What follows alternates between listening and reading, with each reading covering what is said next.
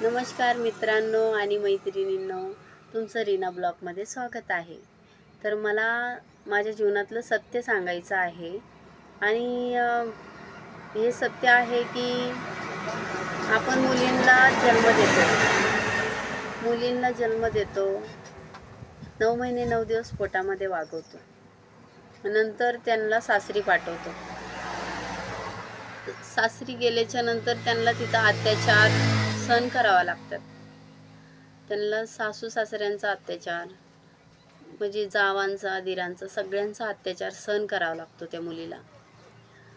ती मुलगी एवढं सहन करती तरीही ती त्या घरात राहती, म्हणजे त्या घरात राहती का तर आई वडिलांमुळे ती त्या घरामध्ये राहती। कारण की आई वडिलांची इज्जत तिला महत्त्वाची असते।